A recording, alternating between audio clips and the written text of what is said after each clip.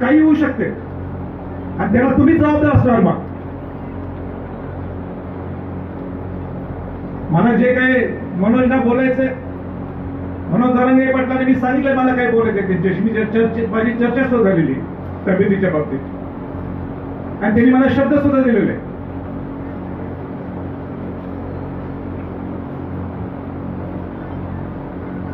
पण एक वर्षभरात मी दोघांना जबाबदार करतो. पहिला सरकारलाच आणि दुसरं विरोधी पक्ष लोकांना सुद्धा. तुम्ही काय एकत्र येत ठरवायला सांगा. आम्ही असं पद्धतीने आरक्षण देऊ शकतो काही नाही देऊ शकत. तिकडे पलीकडे बसायचं आणि नुसतं म्हणून दादा म्हणत बसायचं.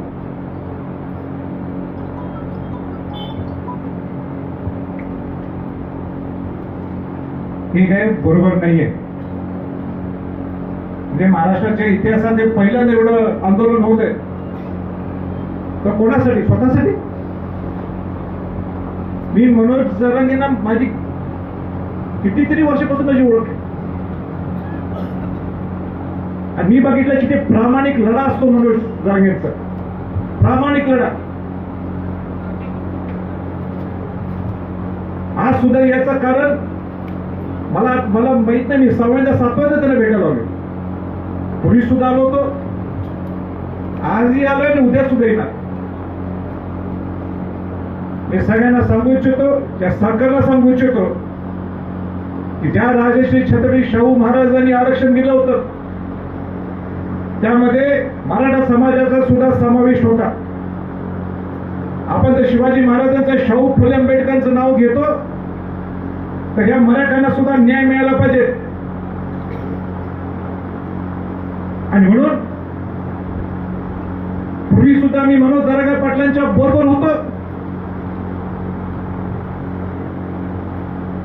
आजही आहे आणि उद्या सुद्धा ठामपणे त्यांच्या बरोबर असणार आहे.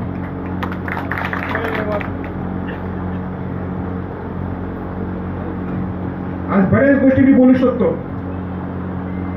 पण मला आज एकच लक्ष केंद्रित, फोकस मला हलवायचा नाहीये आणि म्हणून मी ह्याच्यासाठी एका ठिकाणी एक फोकस घेऊनच आलोय. तो म्हणजे तिची तब्येत व्यवस्थित असली तर आपण सगळ्या गोष्टी पुढे करू शकतो. आणि सरकारला माझी सूचना आहे की तुम्ही रिपोर्ट्स घ्या, मेडिकल रिपोर्ट्स घ्या. काय किडनीची फंक्शनिंग आहे देव जाणे, काय लिव्हर फंक्शनिंग आहे देव जाणे, ब्लड प्रेशर ड्रॉप झालेले.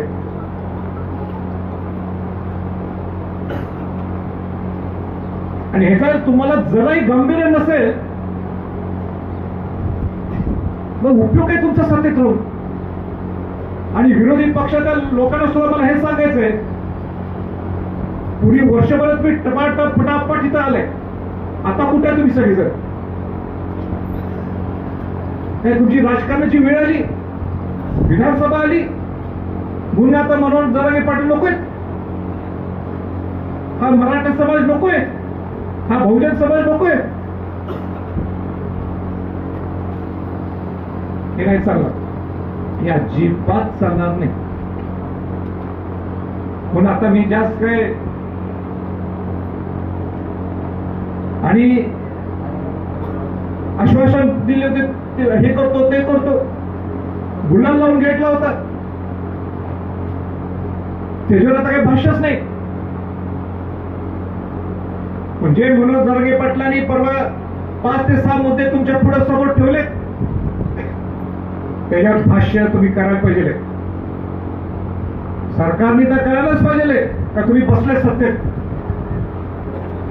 म्हणजे पाहिजे तरी तुम्ही म्हणताय विरोधी पक्षी लोक बोलत नाहीत, आम्ही दुसरं बोलायचं का? हो, तुम्ही बोलायलाच पाहिजे का तुम्ही आज सत्तेत बसलेले आहे. पण त्याच पाठोपाठ त्याचबरोबर विरोधी पक्षातल्या लोकांनी सुद्धा तुम्ही कसं आरक्षण देणार आहे तुम्ही सुद्धा भाष्य करायला पाहिजे. दुसरं आरक्षण द्या, हो दादांचं बरोबर, आरक्षण द्या, आरक्षण द्या. अरे नाही बाबा, बोला ना तुम्ही. मनोज जरांगे पाटलांचं जे एक अधिवेशन घ्या, स्पेशल अधिवेशन घ्या म्हणणं आहे, होते समोरासमोर, होऊन समोरासमोर, कोणाची इच्छा आहे त्यांनी बोलवून दिली. 10% तुम्ही आरक्षण दिले म्हणता, ते कसं टिकणार आहे त्याच्यावर सुद्धा तुम्ही भाष्य करा. बघ दुसरं टिकून 2 उडले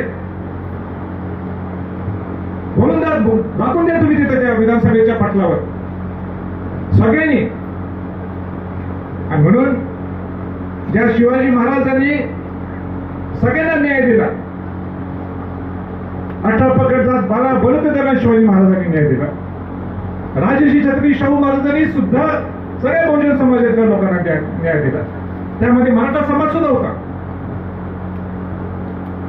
आणि म्हणून शिवाजी महाराज शाहू फुले आंबेडकरांचं नाव घेत आहे तर सगळ्यांना न्याय देण्याची भूमिका सुद्धा सरकारची आणि विरोधी पक्षातल्या लोकांची आहे. नुसतं बोलून बोलून विधानसभेपर्यंत विषय न्यायचा हे नाही चालत. मग आम्ही बघून घेतो काय करायचं, मग आम्ही बघून घेतो काय करायचं. नाही चालणार याच्या पुढे. भरपूर त्रास आम्ही सुद्धा सहन केलेला आहे. आणि म्हणून मनोज जरांगे पाटलांनी तब्येत सांभाळायला पाहिजे. जे काही तब्येतीचं बोलायचं आहे त्यांच्याबद्दल मी त्यांच्याशी व्यक्तिगत बोललो, मी जाहीरपणाने बोलत नाही. तर त्यांनी मला असा शब्द दिलाय, त्यांचा जीव आमच्यासाठी फार महत्वाचा आहे, समाजासाठी महत्वाचा आहे.